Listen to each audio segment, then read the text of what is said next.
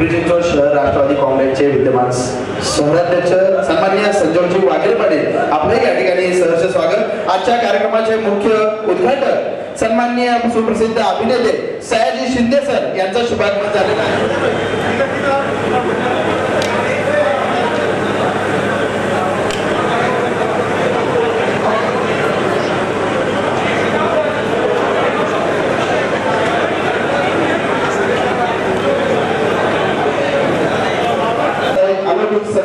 आज आपण या ठिकाणी साधतो समाजातील प्रत्येकासाठी आणि खऱ्या अर्थाने प्रत्येकाच्या आरोग्यासाठी माऊली ज्वेलरी मेडिकल स्टोअरचा उद्घाटन सोहळा या ठिकाणी संपन्न होतोय। सर्वप्रथमतः या ठिकाणी आजच्या या कार्यक्रमाचं फित आपण या ठिकाणी उद्घाटन झालेलं आहे हे या ठिकाणी जाहीर करतो।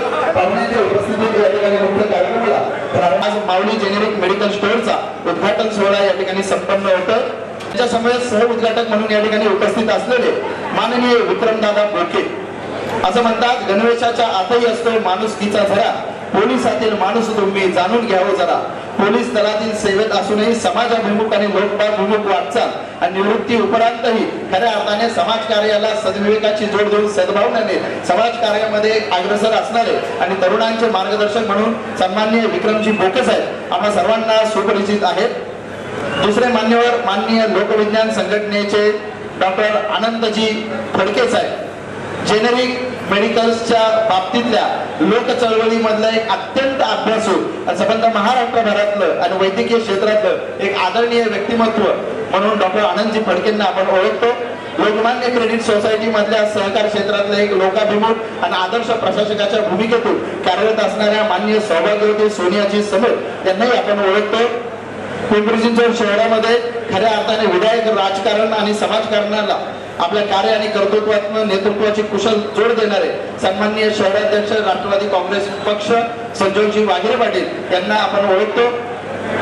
पिंपरी चिंचवड शहरातील राजकारण आणि समाजकारणातील एक ज्येष्ठ नेतृत्व माजी आमदार सन्माननीय ज्ञानेश्वरजी लांडगे हे आपल्या सर्वांना सुपरिचित आहे। पाहुणासाठी काळवोळ साहेब आपणास मी विनंती करतो, आज तुकाराम बीजेच्या औचित्यावर हा सोहळा या ठिकाणी संपन्न होतोय। संत तुकोबारायांचं नामाभिधान असलेली पगडी व शॉल व श्रीपद माननीय सुप्रसिद्ध अभिनेते सयाजी शिंदे साहेब यांना या ठिकाणी सन्मानित करायचं। तन मन धन दिले पुरुषोत्तमा नाही आशा कवनाची, तन मन धन दिले पुरुषोत्तमा नाही आशा कवनाची, तुका म्हणे तो परिसाहून आगळा काय महिना वर्णू त्याची, मानदंड पोटासाठी नाही केली अक्षरांची आटी, जेव्हा जोडीले अक्षरे नव्हती बुद्धीची उत्तरे। तुकोबांना अभिप्रेत असलेलं खऱ्या अर्थाने एक नैसर्गिक व्यक्तिमत्व, अत्यंत सुंदरसा योग जगद्गुरु तुकोबांचं पावन सानिध्य लाभलेल्या मंदिराच्या प्रांगणात तुकाराम बीजेच्या औचित्यावर तुकोबांना अभिप्रेत असलेलं एक व्यक्तिमत्व तुकोबांची पगडी देऊन माननीय सुप्रसिद्ध अभिनेते सयाजी शिंदे यांचा या ठिकाणी यथोचित सन्मान झालेला आहे। तदनंतर पोलीस दलातील एक कर्तव्यदक्ष पदाधिकारी आणि समाजाभिमुख एक असणारं व्यक्तिमत्व माननीय विक्रमदादा बोके यांनाही तुकाराम बीजेच्या या औचित्यावर तुकोबांची पगडी तसेच शॉल श्रीपद या ठिकाणी माननीय धनंजय काळभोर साहेब या ठिकाणी सन्मानित करतील।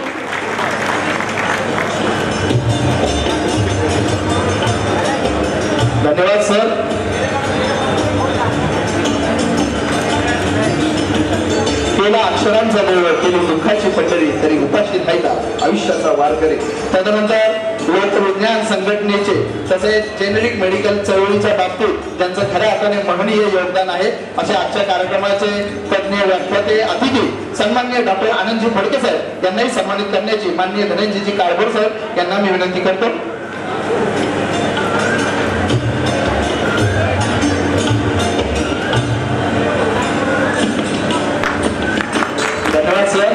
लोकमान्य क्रेडिट सोसायटीच्या वरिष्ठ व्यवस्थापक आजच्या व्यासपीठावरील एक प्रमुख अतिथी माननीय सौभाग्यवती सोनियाताई समेळ यांना सन्मानित करण्यासाठी ऍडव्होकेट उर्मिलाताई काळभोर मी आपणास विनंती करतो, आपण माननीय सौभाग्यवती सोनियाताई समेळ यांना या ठिकाणी सन्मानित करायचंय। लोकमान्य क्रेडिट सोसायटीच्या माध्यमातून सहकार आणि प्रशासनाच्या भूमिकेतून खऱ्या अर्थाने आपल्या कार्याचा मानदंड प्रस्थापित करणाऱ्या एक समाजाभिमुख सामाजिक कार्यकर्ता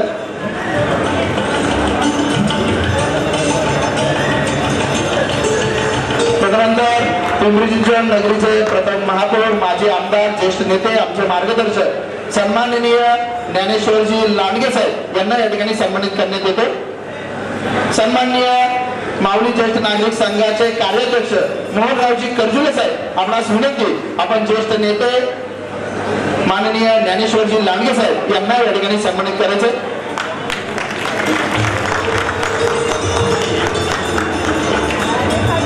तदनंतर या ठिकाणी नागेशजी तितर यांना मी या ठिकाणी विनंती करतो, माऊली ज्येष्ठ नागरिक संघाचे प्रतिनिधी म्हणून या ठिकाणी पिंपरी चिंचवड शहर राष्ट्रवादी काँग्रेस पक्षाचे शहराध्यक्ष माजी महापौर सन्माननीय संजोगजी वाघेरे पाटील यांना या ठिकाणी पुष्पगुच्छ देऊन सन्मानित करायचे।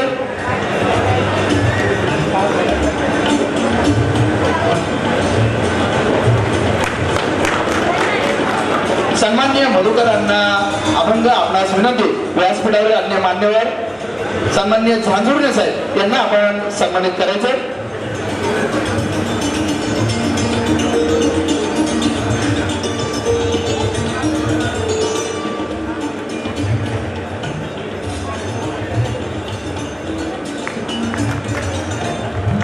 मान्यवरांचे यथोचित सन्मान या ठिकाणी संपन्न झालेले आहेत। आजच्या कार्यक्रमाचं प्रमुख औचित्य आपण म्हटलं तर माऊली जेनेरिक मेडिकल स्टोअरचा उद्घाटन सोहळा आज आपण पाहतो।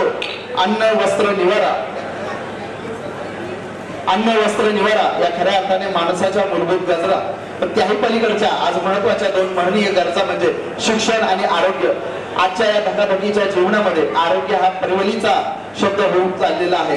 केलेल्या कष्टातील पैशांचा अपव्यय, औषधांच्या वाढत्या खर्चांमध्ये खऱ्या अर्थाने जो जातोय त्याचं खऱ्या अर्थाने एक विधायक पाऊल वळवण्याचा प्रयत्न माऊली जेनेरिक स्टोअरच्या माध्यमातून आज आपण पाहतोय। समाजातील प्रत्येकासाठी आणि प्रत्येकाच्या आरोग्यासाठी निगडी आकुर्डी परिसर तसेच प्राधिकरण गंगानगर, आकुर्डी, विठ्ठलवाडी, दत्तवाडी व सभोवतालच्या परिसरातील सर्वसामान्यांसाठी जेनेरिक औषधे उपलब्ध करून देण्याचा एक खऱ्या अर्थाने समाजोपयोगी प्रयोग ज्यांच्या माध्यमातून घडलाय असे माजी नगरसेवक आजच्या कार्यक्रमाचे संयोजक धनंजयजी काळभोर साहेब यांना मी विनंती करतो, आपण आजच्या कार्यक्रमाचं प्रास्ताविक या ठिकाणी करायचे।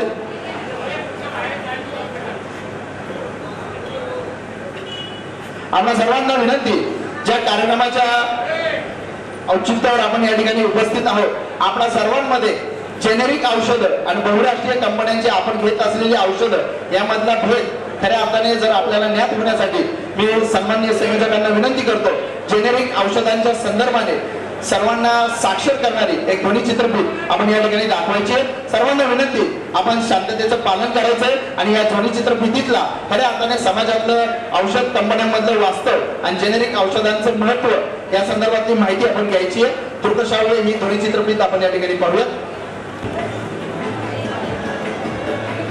या कार्यक्रमाच्या निमित्ताने या ध्वनी चित्रफितीच्या माध्यमातून खऱ्या अर्थाने बहुराष्ट्रीय कंपन्यांची औषधं आणि जेनेरिक औषधांमधलं खऱ्या अर्थाने वास्तव आज आपण या ठिकाणी पाहिलं।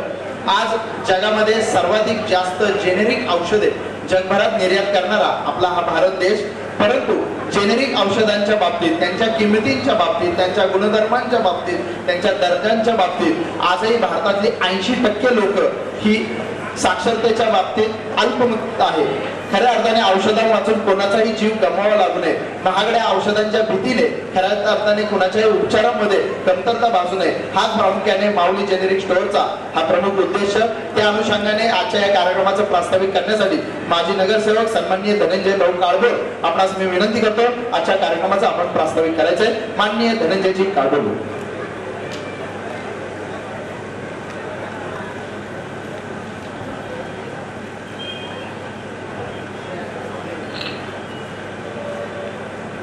माऊली जेनेरिक स्टोअर मेडिकल स्टोअर्सच्या या उद्घाटन प्रसंगी या ठिकाणी आवर्जून उपस्थित राहिलेले सुप्रसिद्ध अभिनेते सयाजी शिंदे, त्याचप्रमाणे माजी जिल्हा पोलीस अधीक्षक विक्रमदादा बोके, डॉक्टर आनंदजी फडके, सोनियाजी समेत, त्याचबरोबर माजी आमदार श्री ज्ञानेश्वरजी लांडगे साहेब, शहराध्यक्ष संजोगजी वाघेरे पाटील, विक्रमजी झांजुर्णे, उपस्थित सर्व मान्यवर मंडळी, बंधू भगिनींनो, आणि मित्रांनो, जेनरिक स्टोअर विषयीची संकल्पना आमच्या सर्व मित्रमंडळींनी प्रथम मांडली आणि समाजामध्ये काम करत असताना समाजातील प्रत्येक घटकाला कशा प्रकारे फायदा पोहोचवता येईल, प्रत्यक्षरित्या अप्रत्यक्षरित्या कशा पद्धतीने काम करता येईल, या मूळ उद्देशाने आम्ही लोकांनी या कामाची खरं तर सुरुवात केली. त्यातच सत्यमेव जयते सारखे कार्यक्रम टीव्हीवरती प्रदर्शित झाले आणि पुन्हा एकदा जेनरिकची नव्याने ओळख सर्व लोकांना होऊन गेली. जेनरिकच्या संदर्भामध्ये बरीचशी माहिती लोकांपर्यंत पोहोचत नाही, कारण तशी माध्यमं उपलब्ध नसल्यामुळे तो अवेअरनेस जो आहे तो फार कमी लोकांमध्ये आहे आणि तो जास्तीत जास्त लोकांपर्यंत पोहोचवण्याचा हा प्रथम प्रयत्न आम्ही करत आहोत. सर्वप्रथम जेनरिकच्या संदर्भात सांगायचं झालं तर बऱ्याचशा डॉक्टरांनी आता तुमच्या समोरच याबाबतची तुलनात्मक तुम्हाला काय दर्जाचे जेनरिक असतात, ब्रँडेडमध्ये काय फरक असतो याची माहिती तुम्हाला दिली.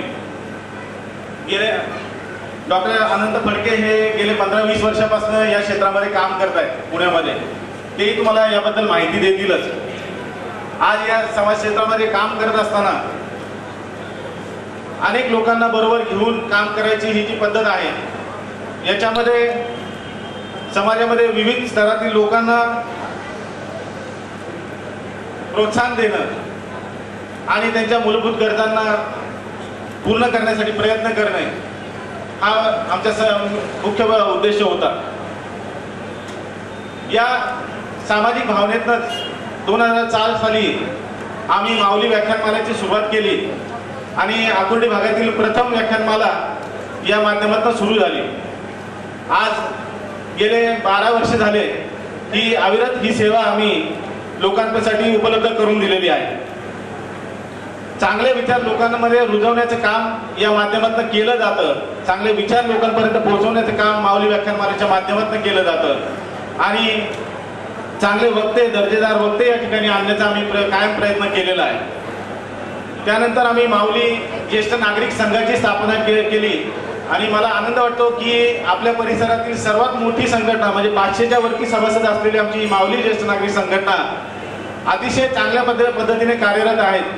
गेले 10 वर्षापासून ही संघटना आमच्या भागामध्ये काम करते आणि विविध स्तरावरती या ज्येष्ठ नागरिकांचा उपयोग आम्ही या ज्येष्ठ नागरिकांचा अनुभव कसा चांगल्या पद्धतीने समाजासाठी करून घेता येईल याच्यासाठी आमचा नेहमी प्रयत्न असतो. ही जेनरिकची संकल्पना उतरत असताना आम्हाला अनंत अडचणी आल्या, परंतु हे करत असताना हा प्रयोग आम्ही ना नफा ना तोटा या तत्वावरती करण्याचं आम्ही ठरवलं. हे मेडिकल सुरू करण्यामागचं उद्देश आम्हाला कोणाशी स्पर्धा वगैरे करायचा नव्हता. मुळात ज्यांना खऱ्या अर्थाने गरज आहे, ज्यांना खऱ्या अर्थाने औषधं परवडत नाहीत अशा मंडळीपर्यंत ही सुविधा पोहोचवण्याचा आमचा मुख्य उद्देश होता. त्या माध्यमातून आम्ही हे काम उभं केलेलं आहे आणि लोकांचाही त्यांना चांगल्या प्रकारे प्रतिसाद आला आहे. आम्हाला आता बऱ्यापैकी फोन वगैरे चौकशी होतीये, याचा अर्थ आम्ही लोकांपर्यंत पोहोचू शकतोय याचा आम्हाला मनापासून आनंद आहे. याचबरोबर आम्ही विठ्ठल शेठ सोमाजी काळभोर चॅरिटेबल फाउंडेशनची स्थापना गेले 15 वर्षापूर्वी केलेली आहे आणि या फाउंडेशनच्या माध्यमातून गरीब गरजू विद्यार्थ्यांना आरोग्य, त्यांना वह्या पुस्तकं वाटप असेल किंवा रुग्णांना आरोग्य सेवेची काही अडचण भासत असेल, आर्थिक चणचण भासत असेल तर या चॅरिटेबल फाउंडेशनच्या माध्यमातून वार्षिक दरवर्षी आम्ही 2 लाख रुपये या सुविधांसाठी खर्च केला जातो. यासाठी आम्ही काही एक ठराविक निधी बँकेमध्ये डिपॉझिट म्हणून आम्ही सर्व मित्रमंडळींनी ठेवलेला आहे आणि त्याच्यावरती येणाऱ्या व्याजातून आम्ही हे सगळ्या सुविधा पुरवण्याचं काम या माध्यमातून आम्ही करत असतो. आणि मला आनंद वाटतो सांगायला की आमच्या ह्या ट्रस्टनी दरवर्षी 50,000ची जेनरिक औषधं मोफत वाटण्याचं नियोजन या ठिकाणी केलेलं आहे. त्याचं पुढचं नियोजन आम्ही लवकरच तुम्हाला कळवू.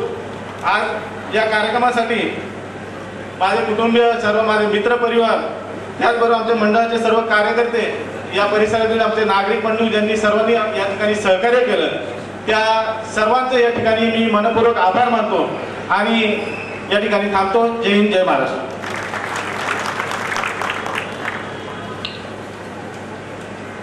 धन्यवाद धनंजय भाऊ. समाजकारण आणि राजकारण क्षेत्रात आज धनंजय भाऊंचं व्यक्तिमत्व पाहिलं तर तब्बल काळभोर परिवाराची तिसरी पिढी समाजकारण आणि राजकारण क्षेत्रात आज अग्रेसर आणि कार्यरत असलेली आपण पाहतो. त्यांचे चुलत आलोबा, माजी सरपंच, माजी नगरसेवक, तसेच पिताश्री माजी नगरसेवक, आजी ग्रामपंचायत सदस्य आणि खऱ्या अर्थाने माऊली या नामाधीनाने माऊली ज्येष्ठ नागरिक संघ, माऊली व्याख्यानमाला आणि आत्ताचं आपण पाहतो तुकाराम बीजेच्या औचित्यावर माऊली जेनेरिक स्टोअर्सचा खऱ्या अर्थाने आज उद्घाटन सोहळा आपल्या सर्वांच्या सदउपस्थितीत आणि भाऊंच्या कुशल नेतृत्वाखाली या ठिकाणी संपन्न होतोय. आकुर्डी परिसरातील जगताप परिवाराच्या वतीनं आजच्या कार्यक्रमाचे मुख्य संयोजक सन्माननीय धनंजयजी काळभोर साहेब यांचा प्रातिनिधिक स्वरूपात छोटासा सन्मान या ठिकाणी होऊ करतोय. जगताप परिवाराच्या सदस्यांना मी विनंती करतो आपण त्यांचा हा सन्मान या ठिकाणी करायचा आहे.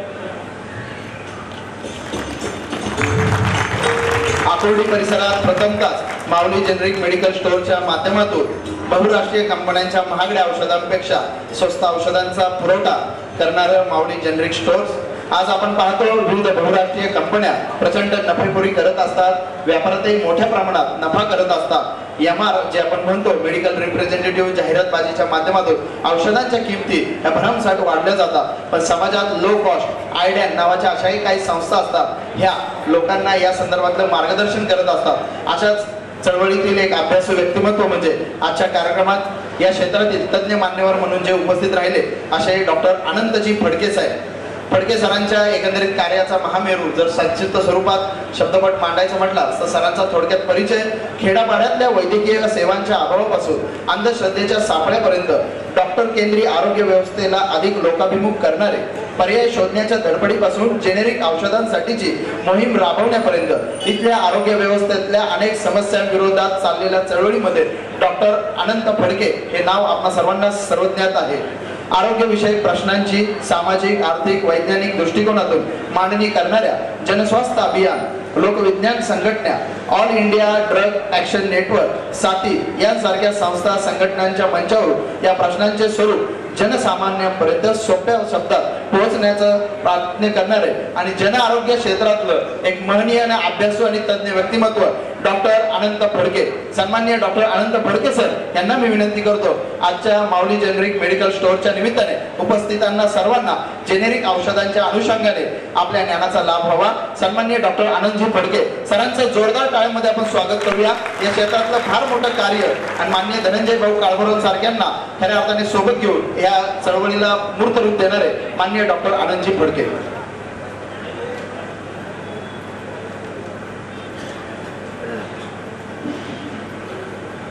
सन्माननीय व्यासपीठ आणि बंधू भगिनी, पहिल्यांदा मी धनंजय काळभोर आणि त्यांचा मित्रपरिवार कुटुंबांचं मनापासून अभिनंदन करतो की जेनेरिक औषधाचं दुकान त्यांनी या भागामध्ये सुरू केलं आणि खूप चांगला उपक्रम आहे. वेळ अगदी कमी आहे, मला फक्त 1 किंवा 2च मुद्दे तुमच्यापुढे मांडायचे आहेत. जो तुमच्या सगळ्यांच्या मनामध्ये जो प्रश्न असेल की खरोखर जेनेरिक औषधं चांगल्या क्वालिटीची असतात का, मी घेऊ का, असा सगळ्यांच्या मनामध्ये प्रश्न असतो. तर त्याचं उत्तर मी थोडक्यात देणार आहे. गेले 25 वर्ष आम्ही एका संस्थेमार्फत जेनेरिक औषधं तयार करतो.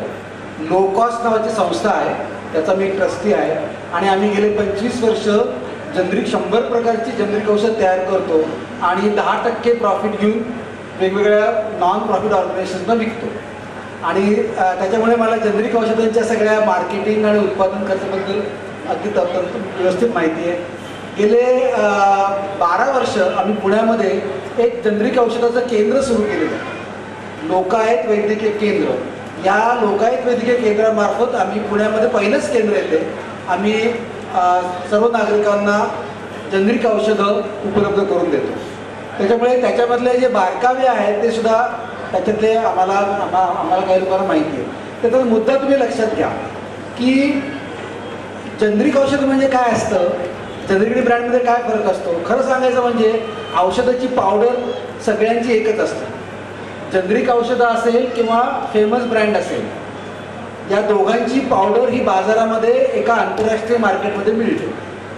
आणि मोठ्या आणि छोट्या कंपन्या, सगळ्या कंपन्या त्याच आंतरराष्ट्रीय बाजारपेठेमध्ये जाऊन औषधाची पावडर विकत घेतात.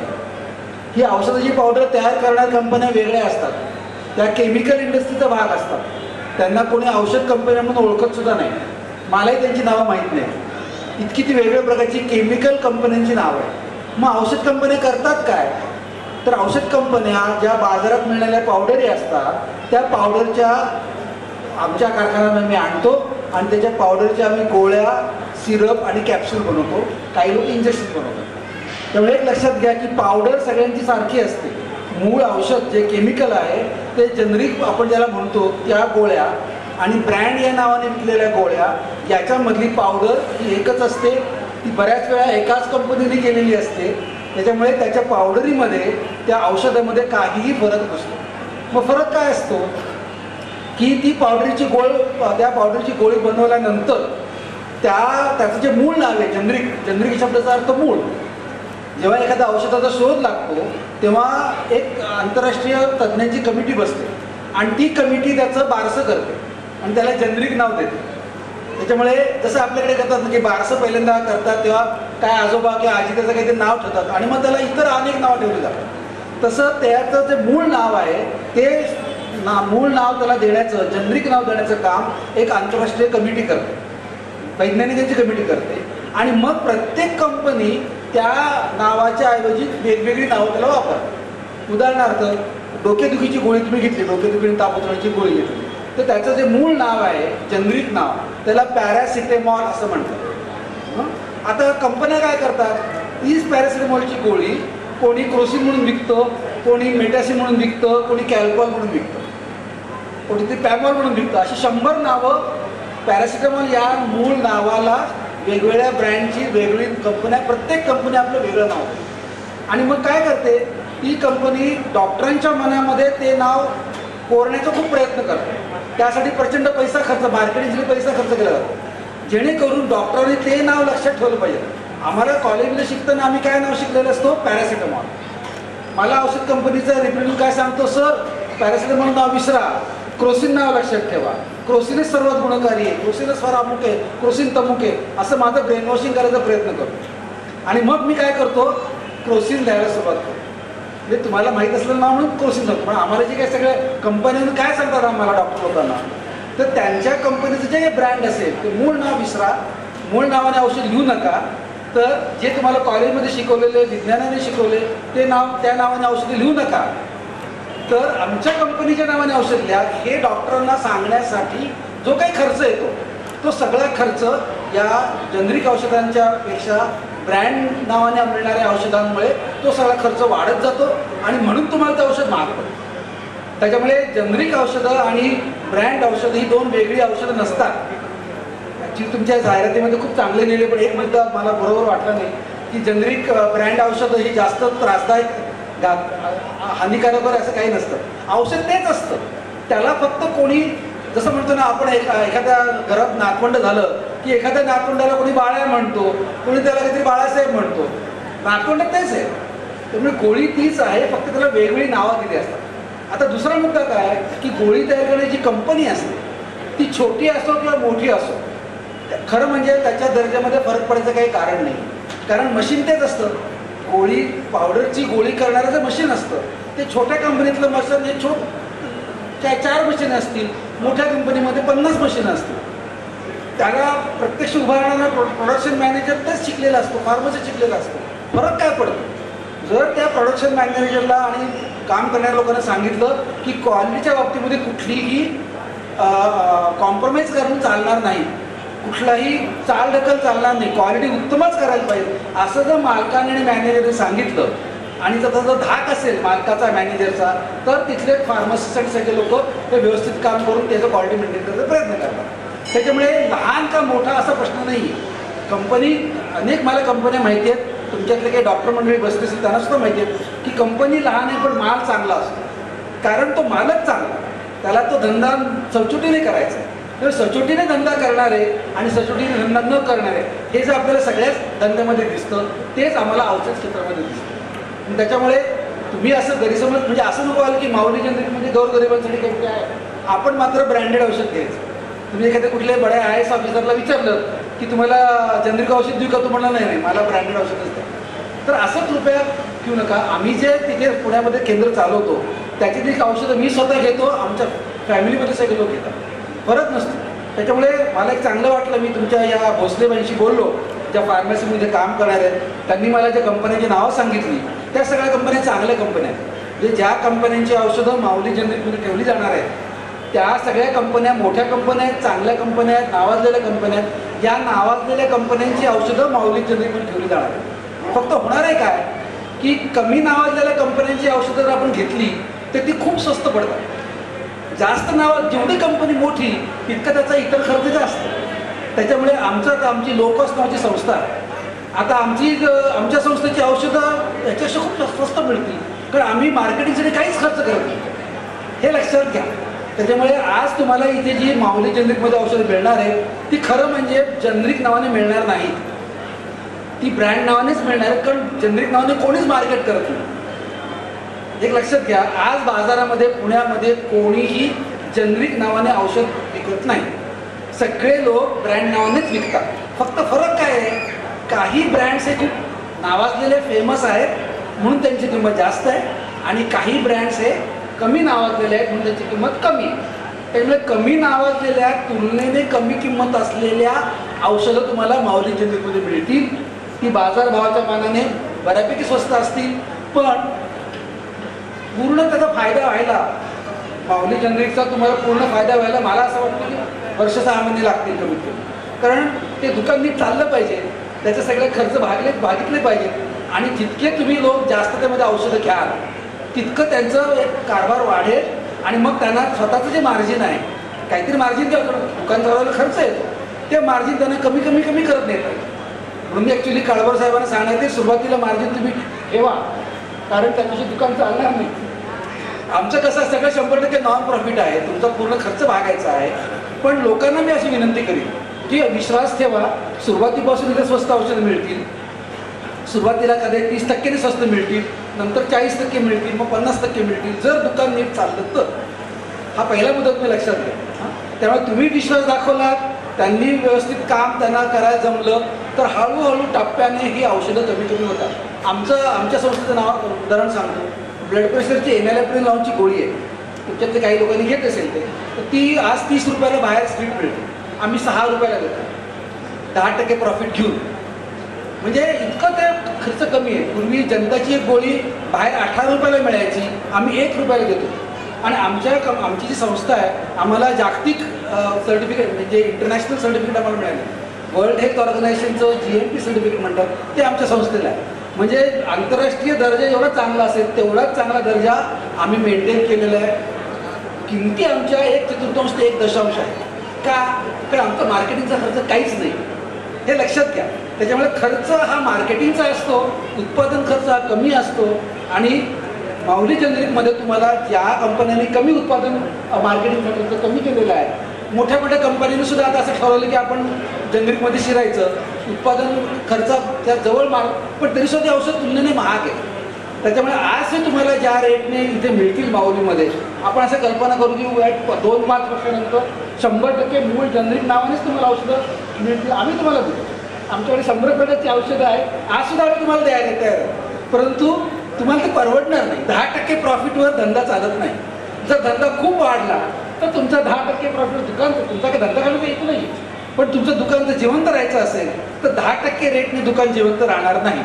तुमचा व्हॉल्यूम जर खूप वाढला तर 10% रेटने तुमचं दुकान जिवंत राहील. आणि म्हणून माझ्या खूप शुभेच्छा आहेत तुम्हाला.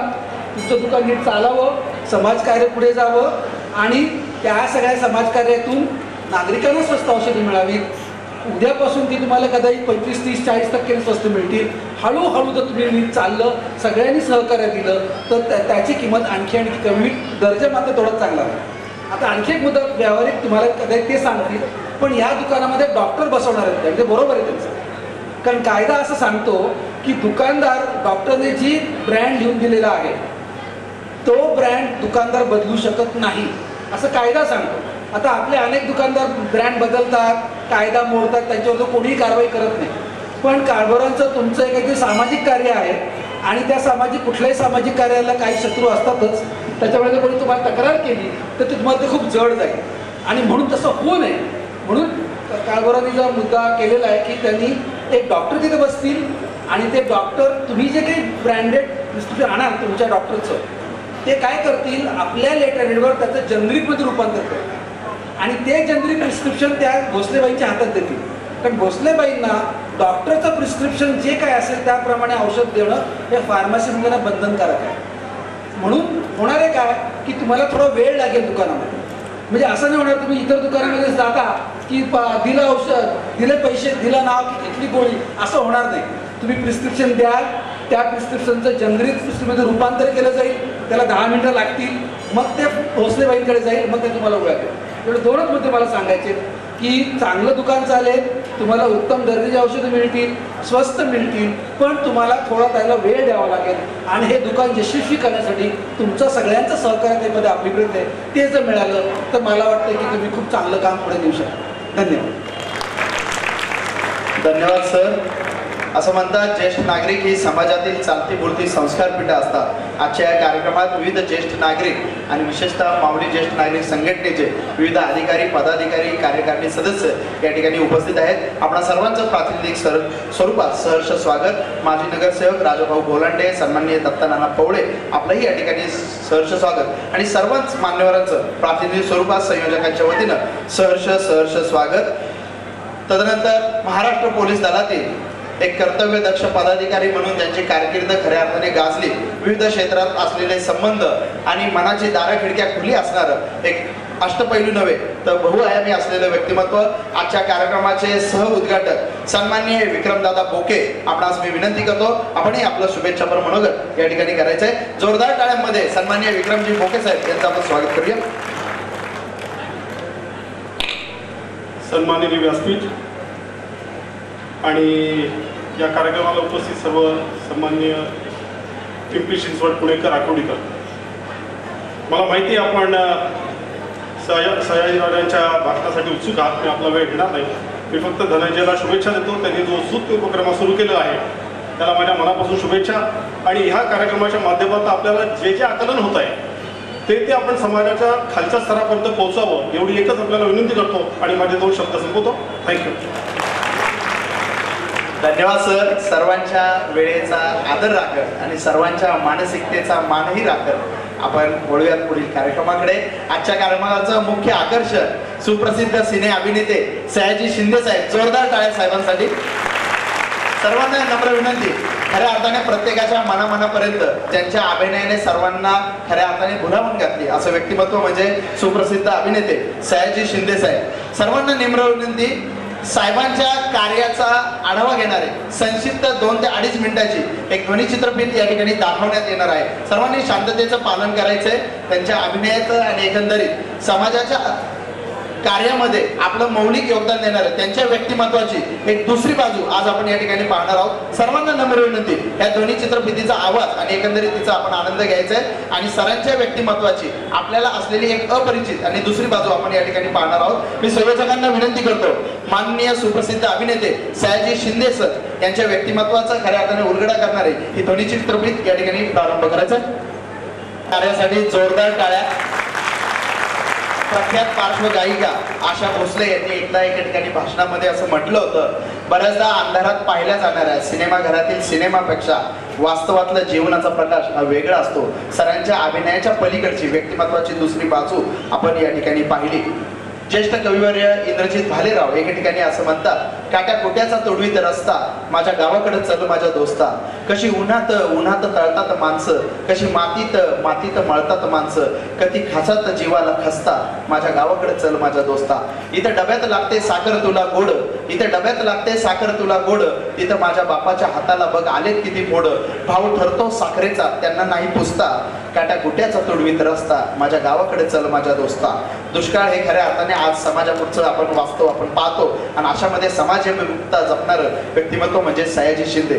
कवी इंद्रजित भालेराव या अनुषंगाने या कडव्यात शेवटी असं म्हणतात, जेव्हा दुष्काळ घिरट्या गाली, जेव्हा दुष्काळ घिरट्या गाली, तेव्हा गावाला कुणी नवाली, कशी घालतात सुगीत गस्ता, काट्या कुट्याचा तुडवीत रस्ता माझ्या गावाकडे चल माझ्या दोस्ता. अभिनयाच्या प्रांगणामध्ये खऱ्या अर्थाने यशाच्या शिखरावर असूनही समाजाभिमुखतेचा आणि त्यागाचा अधिष्ठानाची खऱ्या अर्थाने वाटचाल करणारं व्यक्तिमत्व म्हणजे समाजाभिमुख व्यक्तिमत्व म्हणजे सयाजी शिंदेराव. लोकप्रिय सर्व कोण असतात सर, पण खऱ्या अर्थाने आकुर्डी गावठाणातील आपल्या सर्व रसिकांच्या मनात अधिराज्य करणारं सर्वप्रिय व्यक्तिमत्व म्हणजे सन्माननीय सयाजीराव शिंदे साहेब.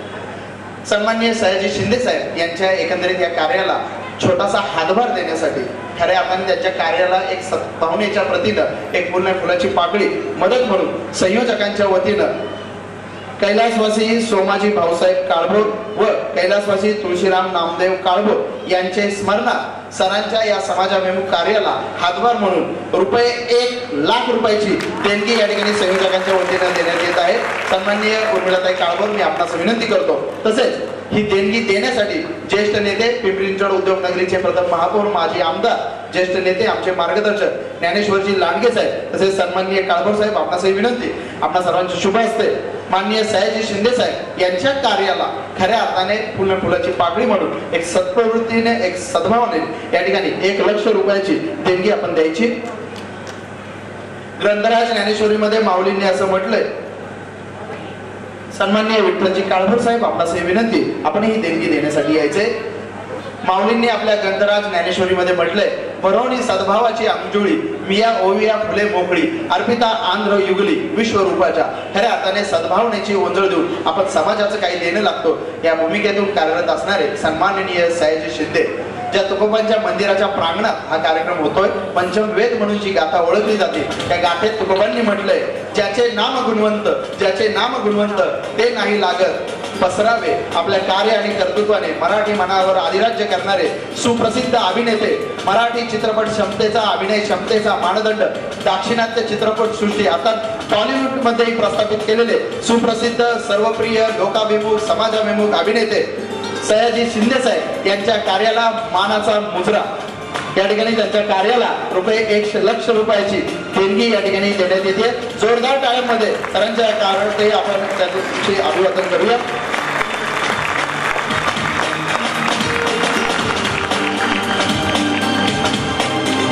तन मन धन दिले पुरुषोत्तमा नाही आशा कवनाची तुका म्हणे तो परिसर मुनी आगळा काय महिमा वर्णू त्याची. खऱ्या अर्थाने तुकाराम महाराजांच्या मंदिराच्या प्रांगणात हा कार्यक्रम होतोय आणि आज तुकाराम बीजही आहे आणि ज्या अर्थाने हे माऊली जेनेरिक स्टोर्स शुभारंभ झालेला आहे त्याचा अध्यक्षर हे माऊली आहे. ज्ञानोबा आणि तुकाराम हे परमार्थातील चंद्र आणि सूर्य आहे.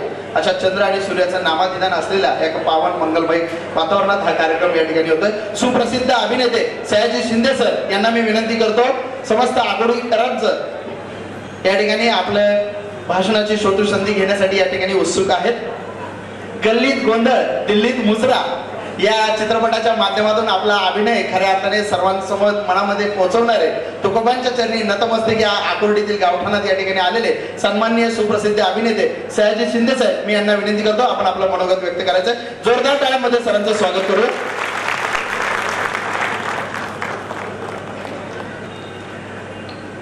नमस्कार मित्रांनो,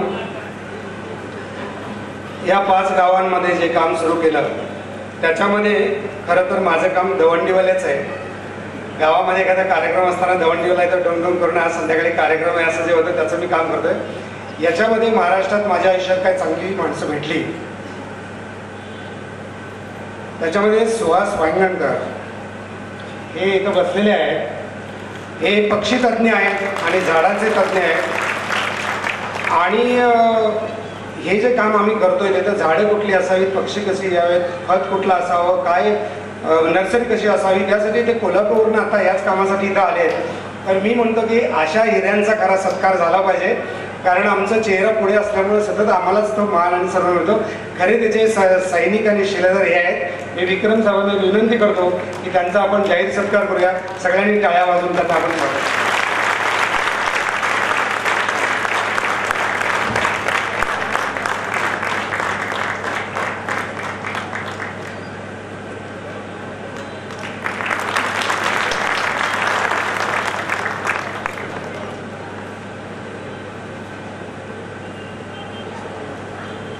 एक 2 मिनिटं त्यांचा अनुभव येतो त्यांना सांगायची विनंती करतो. आंतरराष्ट्रीय ख्यातकीर्त भारतीय पक्षीतज्ञ डॉक्टर सलीम अली यांच्या कार्य आणि कर्तृत्वाचा वसा आणि वारसा आपल्या अभ्यासू व्यक्तिमत्व आणि समाजकार्याच्या माध्यमातून ज्यांचा प्रकट होतो असे पक्षीतज्ञ सुभाषजी वांगरकर सर.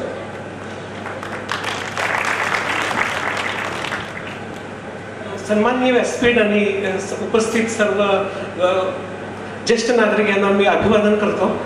खरं तर हा पर्यावरणाचा जो पर्वत आहे त्याचे जे श्रीकृष्ण आहेत ते सयाजी सर आहेत आणि त्यांच्या आम्ही सर्व त्याचे सवंगडी आहोत आणि एक व्यक्ती सर्व समाजाला मोटिवेट करत असते. कारण आज संपूर्ण समाजामध्ये गेल्या 20 वर्षामध्ये निसर्गाचं चक्र सातत्यानं बदलले. कधी ओला दुष्काळ, कधी कोरडा दुष्काळ, कधी सुनामी सारख्या राक्षसी लाटा. निसर्ग सातत्यानं आपल्याला एक एक बेलीत पाठवा लागलेला आहे आणि त्यामुळं आपली जीवनशैली आपल्याला बदलणं आणि पर्यावरणासाठी जास्तीत जास्त मदत करणं हे आपल्या सगळ्यांचं ऐहिक कर्तव्य असलं पाहिजे. ह्या कार्यक्रमाला मी मनापासून शुभेच्छा देतो आणि सयाजी सरांच्या ह्या समाजाभिमुख कार्याला आपण जी दाद दिली त्याच्याबद्दल धन्यवाद.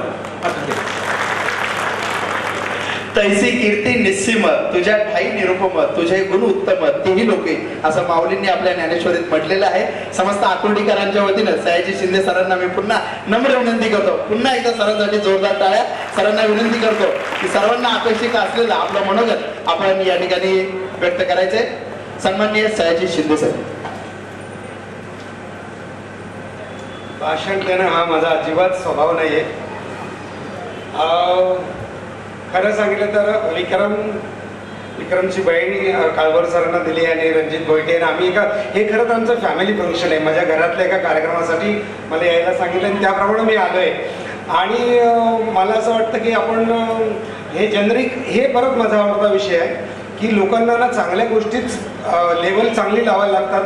लेवलच चांगली लोकांना आवडायला लागतात. त्याचं आतलं काय चांगलं आहे तेच लोकांना आवडत नाही. यासाठी काय करायचं हा प्रश्न होता. हा खरं तर सर्व इतके डॉक्टर समोर बसले असते तर बरं झालं असतं की त्यांनी रेफर केलं पाहिजे जास्त. कारण पेशंट स्वतः सांगत नाही ना मला काय घ्यायचं आवश्यक आहे. तर आपण असा जास्त प्रयत्न कधी करूया की ते डॉक्टरांपर्यंत जास्त पोहोचलं पाहिजे आणि मुळात डॉक्टर मनापासून चांगले असले पाहिजेत. नाहीतर आता कसं माहिती माणूसच माणसाला जास्त फसवायला लागलाय आणि डॉक्टरच रोग्याला जास्त फसवायला लागलाय तर मग रोग्यानं बरं कसं व्हायचं. इथून ती सुरुवात आहे. पण आपण वाईट गोष्टीपेक्षा चांगल्याच गोष्टींकडे जास्त लक्ष ठेवूया. या दृष्टीने विचार करूया आणि जनरिकला जास्तीत जास्त प्राधान्य देऊया. त्यासाठी अजून काय सामाजिक किंवा अजून ती चळवळ जास्त मोठी होण्यासाठी काय करता येईल हे मला समजलं तर मी त्याच्यासाठी अजून कसल्याही कार्यक्रमासाठी यायला मला तिकडं आवडेल. आणि खरंच या माऊली जेनेरिक मेडिकल स्टोअर्सला माझ्या मनपूर्वक शुभेच्छा आहे. हा माझ्या घरालाच प्रोग्राम आहे. आता नट म्हटलं की तुम्हाला सगळ्यांना काहीतरी अपेक्षित असतं. समजत नाही की काय भाषण करावं. कारण आयुष्यभर लोकांचं मनोरंजन करण्यातच काम करत आहे. माझ्या मनात खतखतणारी गोष्ट एवढीच आहे की मी शेतकऱ्याचा मुलगा आहे आणि मी आता पुढे जाऊन जगभर फिरतो तेव्हा माझ्या लक्षात आलं की खरं मी जास्त चांगला होतो. मी वाईट गोष्टीच्या आकर्षणानं जास्त पुढे आलो. ह्याची जाणीव परत झाली आहे मला. तर ती आपण लोकांपर्यंत पोहोचवली पाहिजे. म्हणजे मला असं वाटतं की पैसे ह्या एकाच गोष्टीच्या नादानं आपल्याकडे पैसे नाही ह्याच एका जाणीवेनं पुढे पुढे पुढे जात गेलो. नंतर लक्षात आलं की पैशाचीच गरज नाही आहे आपल्याला. खरं तर आपल्याकडे एक गाव होतं. त्या गावात 5 विहिरी होत्या आणि त्या 5 विहिरींमध्ये पोहायला जायचं तेव्हा वाटायचं. आत्ता वाटतं की अरे ते माझ्या घरातले स्वतःचे स्विमिंग टँक होते आणि आता स्विमिंग टँक असलेलं घर घेण्यासाठी 4 करोड घालवतो. ते 4 करोडचा काहीच फायदा होत नाही कारण शेवटी मेथीची भाजी चांगली मिळत नाहीच.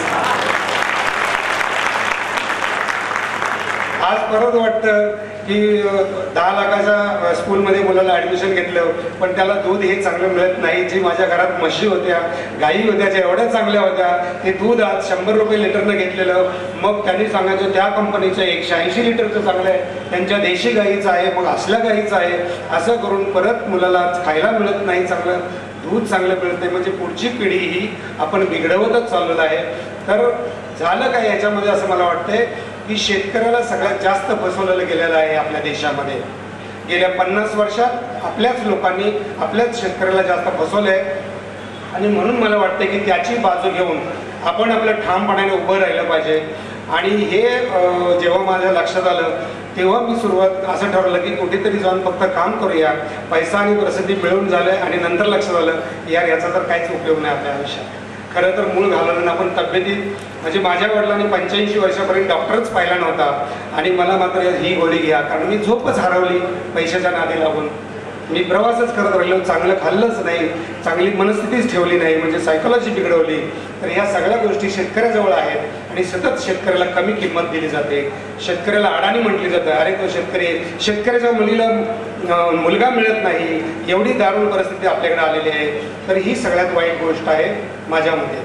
म्हणून मी सगळीकडे जातो तिथं सांगतो की टी व्हीवर पण मला आता कधी डायलॉग म्हणायला सांगतात तर तेलुगू फिल्म, मी मराठी एका सिनेमामधलं गाणं आहे, त्याच्या 2 ओळी सांगतो. धनी चालला पुढं साजनी त्याच्या मागोमाग, धनी चालला पुढं साजनी त्याच्या मागोमाग, आलं ढगावर ढग तशी उरीत ग मग. अशा एका सिनेमातल्या गाणी आता मला फार आठवत नाही, पण मला सांगायचं आहे की शेतकऱ्याला जास्त महत्त्व मिळालं पाहिजे. शेतकऱ्यापेक्षा दलाल मोठे होतात, दलाल मोठे झालेत, दलाल शेतकऱ्यांना लुटतात. आणि राजकारणाबद्दल तर बोलून आपल्या आयुष्याचा वेळ वाया घालवण्यात अर्थ नाही. प्रॅक्टिकली आपण शेतकऱ्यांच्यासाठी उभं राहूया, शेतकऱ्यांसाठी काम करूया. म्हणून एका तेलुगू सिनेमातला डायलॉग तुम्ही टी व्हीवर सांगितला होता, तो परत तुम्हाला सांगतो आणि तो अतिशय खरा आहे, म्हणून मला सांगायचा वाटतो. ఒక దేశం వెనకబడిందంటే దానికి కారణం రైతు. एक देश मागे राहिला तर समजायचं की त्या देशातला शेतकरी मागे आहे. ఒక దేశం ముందుకెళ్తుందంటే దానికి కారణం రైతు. एक देश जर पुढे गेला तर त्याचं कारण समजायचं की त्या देशातला शेतकरी पुढे गेलाय. व्यवसायामुळे पदंलोने सहाय्यम ఉంది. व्यवसाय ह्या शब्दातच सहाय्य आहे आणि ॲग्रिकल्चर आणि माटललोने कल्चर ఉంది. एका देशाला मोठं करण्यासाठी सहाय्य कसं करायचं आणि त्याची संस्कृती कशी असायला पाहिजे हे फक्त शेतकरीच दाखवू शकतो. आजही बघितलं तर मी ह्या प्रोजेक्टसाठी आम्ही गेलो तेव्हा ठरवलं की इर्जित नावाचा प्रकार होता आपल्याकडे लहानपणी. तर त्याचा तुझा एक शेतकऱ्याचा बैल, माझा एक शेतकऱ्याचा बैल, दोन बैल घ्यायचे आणि शेती करायची. या तुमच्या विक्रमच्या घरी लग्न असलं तर आम्ही सगळ्यांनी जायचं, मांडव आम्ही बांधायचं, जेवण आम्ही वाढायचं, सगळ्यांनी करायचं आणि गाव एकमेकाला सतत सहकार्य करायचं. ती भावना आता शहरात आल्यानंतर, सोसायटीमध्ये आल्यानंतर पूर्णपणे गेली. शेजारच्या फ्लॅटमध्ये कोण राहतो आपल्याला माहीत नसतं आणि आपण लोकच गाणी, नाच गाणी आणि लोक त्या पार्ट्यांना महत्त्व आलेलं आहे. तर ह्या इर्जित ह्या भावनेनं आपण जावं, ठरवलं जायचं आणि त्या पद्धतीने काम करायचं. म्हणून मी ठरवलं शेतकऱ्यांना, आमच्या त्या 5 गावाच्या लोकांना सांगितले असे हात करायचे नाही, आम्ही भिकारी नाही, आम्हाला काय देऊ नका, आमचे हात असे आहेत, आमच्याकडे पॉवर आहे, आमच्या आम्ही जगणार, आमचे आम्ही झाडं लावणार, आमचं आम्ही शिकणार. कारण ज्या दिवशी मला विक्रम म्हणजे बरेच जण मला सांगतात पैसे देत, मला कळत नाही पैसे घेऊन करायचं काय. कारण काय, म्हातारे मेल्याचं दुःख नाही, काळ सोकावतो आणि माणसाचा कणा मोडतोय तर तो कणा नाही मोडून द्यायचा. म्हणजे मला माझ्या वडिलांचं उदाहरण द्यायला फार आवडतं. 1959चा माझा जन्म, 1969ला कोयनेचा भूकंप झाला. त्या भूकंपामध्ये घरं पडली, कारण आमचं पण घर पडलं होतं तेव्हा गव्हर्नमेंटने पत्रे दिले होते. तर मी लहान होतो, वडिलांनी सांगितलं की भूकंप काय गव्हर्नमेंटने केलाय का, भूकंप तर असाच झाला आणि तो पडला, गव्हर्नमेंटने पत्रे का देते. तर मला काय नको बाबा, माझं घर पडलं, माझं घर मी बांधलं तर परत मी माझं बांधेन. मला वाटतं ह्या एका वाक्यानं मला आज उभं केलं. म्हणून मग मी कधी 10%चं घर घ्यायला अर्ज सुद्धा केला नाही. म्हटलं वेळ आली, ताकद आली तर माझं घर मी घेईन आणि त्या पद्धतीने वागलं. आज शेतकऱ्यांच्या जे म्हणजे शेतकऱ्याला आळशी केलं, शेतकरी स्वतः आळशी झाला. शेतकऱ्यांना विनाकारण खत, माझ्या आयुष्यात आपलं शेणखत होतं तेच खरं होतं. आता आपल्याला ऑर्गॅनिक खताचं महत्त्व सांगायला लागल्यात, मूळच्या आपल्याच गोष्टी आपल्यालाच विकत द्यायला लागल्यात. इतकं खरं तर मूर्ख बनवलं जात आहे आणि गेलंय, चाललंय. तर आपण आपल्याच गोष्टी जरा जिवंत करूया आणि छानपैकी स्ट्रॉंग होऊया. आणि ज्या दिवशी, एक परत सांगतो, ज्या दिवशी शेतकरी मोठा होईल त्या दिवशी आपला देश मोठा होणार आहे. आणि धन्यवाद. ज्याला वाढायचंय तो कोठेही वाढतो, ज्याला वाढायचंय तो कोठेही वाढतो, कातळाच्या छातीवरच उभा वटवृक्ष बहरतो.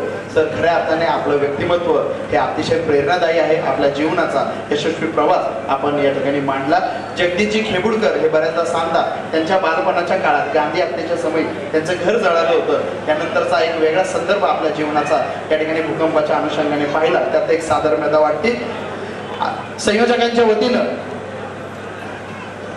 आजच्या या कार्यक्रमाची सांगता या ठिकाणी सर्वांचं प्राथमिक स्वरूपात मी निवेदक विजय बोत्रे पाटील आपणा सर्वांचं निवेदक संयोजकांच्या वतीनं प्रातिनिधिक स्वरूपात या ठिकाणी आभार मानतो आणि आजच्या या कार्यक्रमाची सांगता आपणा सर्वांच्या उपस्थितीत या ठिकाणी झाली असं मी जाहीर करतो. आपल्या उपस्थितीबद्दल मनपूर्वक धन्यवाद. रामकृष्ण हरी.